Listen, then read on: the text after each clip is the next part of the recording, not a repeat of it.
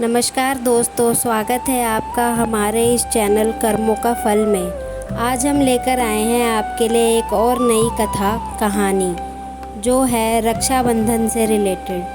आप सबको तो पता ही होगा 9 तारीख को रक्षाबंधन है। सभी भाई बहन मिलकर इस पर्व को मनाएंगे।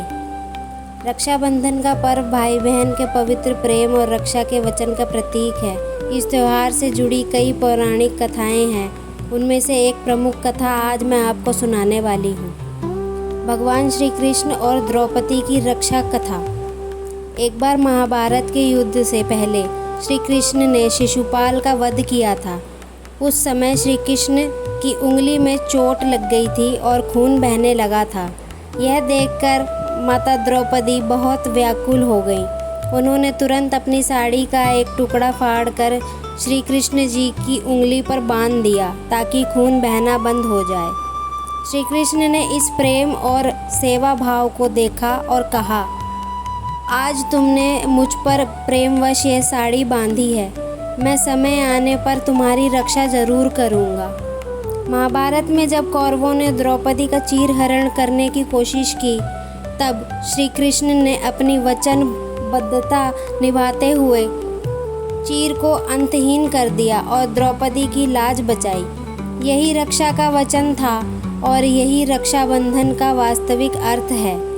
रक्षाबंधन दोस्तों श्री कृष्ण जी द्वारा ही शुरू हुआ था, जो द्रौपदी ने उनके जख्मी हाथ पर अपना साड़ी का एक टुकड़ा बांधकर शुरू किया था। इससे यह निष्कर्ष निकलता है कि रक्षाबंधन केवल भाई बहन का पर्व ही नहीं, बल्कि यह रक्षा, प्रेम और विश्वास और वचनबद्धता का प्रतीक भी है। इस दिन बहन भाई की लंबी उम्र और सुखद जीवन की कामना करती है और भाई बहन जीवन भर उनके साथ रहते हैं, एक दूसरे की रक्षा करते हैं। एक अन्य कथा भी प्रसिद्ध है जिसे रानी कर्णावती और हुमायूं की कथा भी कहा जाता है।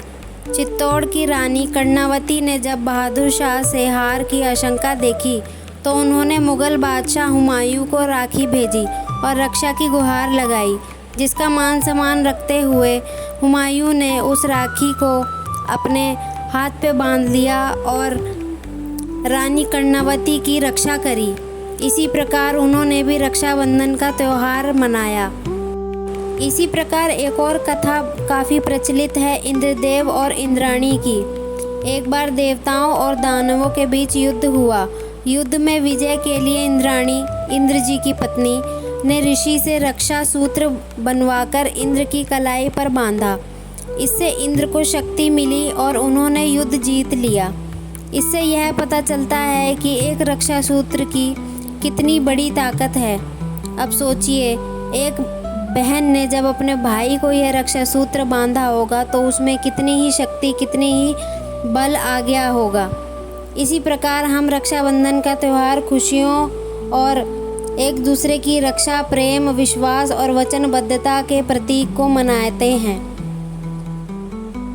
दोस्तों, अगर आपको मेरी ये कहानियाँ अच्छी लगती हो तो ज़रूर इसे शेयर करें, लाइक करें और मेरे चैनल को सब्सक्राइब करें।